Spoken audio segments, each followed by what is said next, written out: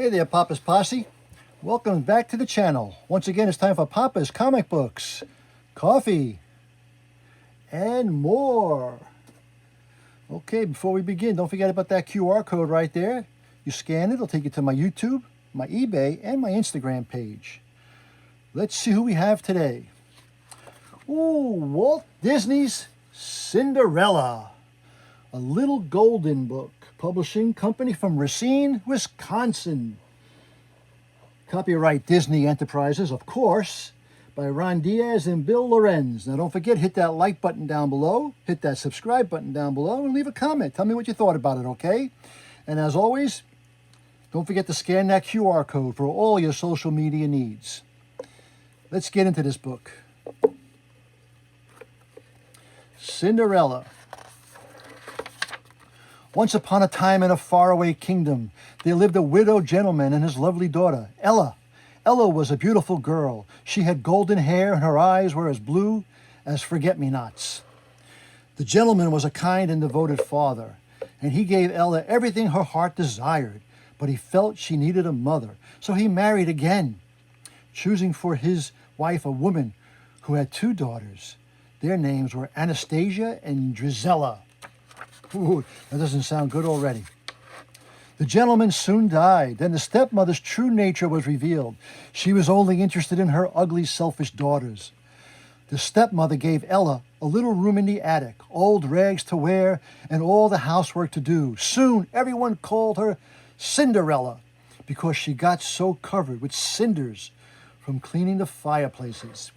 But Cinderella had many friends. The old horse and Bruno the dog loved her. The mice loved her too. She protected them from her stepmother's nasty cat, Lucifer. Two of her favorite mice were Gus and Jack. Cinderella was kind to everyone, even Lucifer, but Lucifer only took advantage of her kindness. Lucifer liked to get Cinderella in trouble. One morning he chased Gus into Anastasia's breakfast tray. She screamed and blamed Cinderella. As punishment, the stepmother said to Cinderella, "You will wash the windows, scrub the terrace, and sweep the halls, and don't forget the laundry." In another part of the kingdom, the king was worried about his son. "It's time for the prince got married," he told the Grand Duke.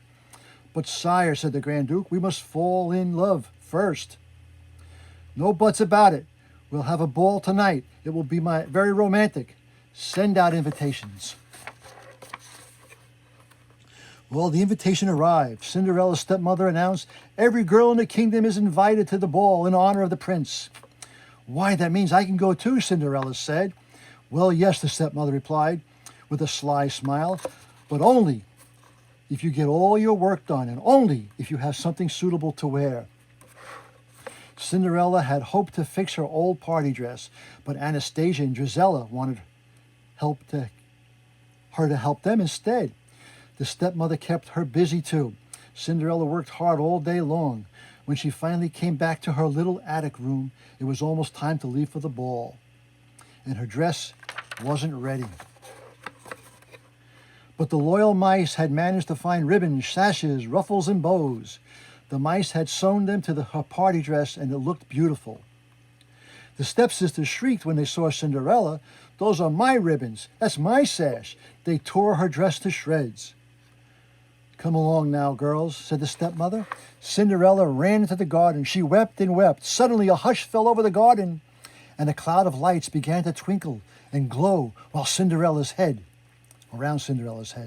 "Come on, dry those eyes," said a gentle voice. Then a small woman appeared in the cloud. "You can't go to the ball like that. Now, where's my magic wand?" "Magic wand?" gasped Cinderella. "Are you my fairy godmother?" The woman replied, pulling her magic wand out of thin air. "What was need is a pumpkin." A cloud of sparkles floated across the garden. A pumpkin rose out and swelled into the elegant coach. The mice turned into horses, and the old horse became a coachman, and Bruno became a footman. "Now off you go, dearie," said the woman. "But my dress," said Cinderella. The fairy godmother looked at the good heavens. With the wave of her wand, she turned Cinderella's rags into an exquisite gown. On Cinderella's feet were tiny glass slippers. Now remember, the fairy godmother said, you must leave the ball at midnight. That's when the spell will be broken and all will be as if it was before. Cinderella promised.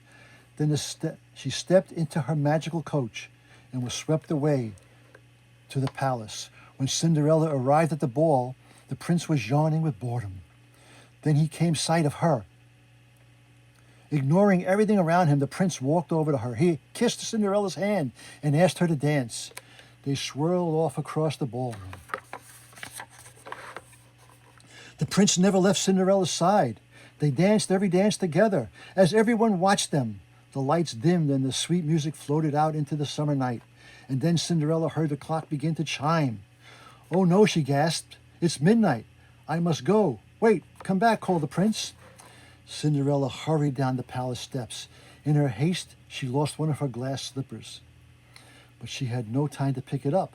She leapt into the waiting coach. As soon as the coach went through the gates, the magical spell broke. Cinderella found herself standing by the side of the road, dressed in her old rags. On her foot, she still wore the other glass slipper. Her coachman was an old horse again, and her footman was Bruno the dog. Her coach was an old hollow pumpkin, and her horses were 4 of her mouse friends. They looked sadly at Cinderella. They all hurried home. They had to be back before the others returned from the ball. The next day, the stepmother told the girls that the Grand Duke was coming to see them. He's searching the kingdom for the young lady whose foot fits the slipper. Whoever she is, she will marry the prince. Cinderella smiled and hummed the very waltz that had been played at the ball. The stepmother became suspicious. She locked Cinderella in her room. Gus and Jack had a plan to help Cinderella, while Anastasia and Drizella tried to squeeze their big feet into the little glass slipper. The 2 mice sneaked into the stepmother's pocket. They got hold of the key, tugged it upstairs, and unlocked the door. Cinderella rushed downstairs to try on the glass slipper. Your Grace, she said. May I try on the slipper? The wicked stepmother fumed with anger. She tripped the page who was holding the glass slipper. It fell on the floor and broke into 1,000 pieces. Don't worry, Cinderella said, reaching into her pocket. I have the other one right here. She put on the slipper and it fit it perfectly. From that moment on, Cinderella was a dream come true. Cinderella went off to the palace with the happy Grand Duke. The prince was overjoyed to see her, and so was the king. Cinderella and the prince were soon married. In her happiness, Cinderella didn't forget about her animal friends. They all moved into the castle. Everyone in the kingdom was delighted with the prince's new bride, and Cinderella and the prince lived happily ever after. Well, that was Walt Disney's Cinderella. Once again, I hope you enjoyed that book. Don't forget to hit that QR code to take you to all my social media pages. Hit that like and subscribe button down below. Also, takes you to, really can use that. And give me a comment. Tell me what you thought about it, okay? And as Papa and Cinderella always say, that was easy. Until next time, Papa is out.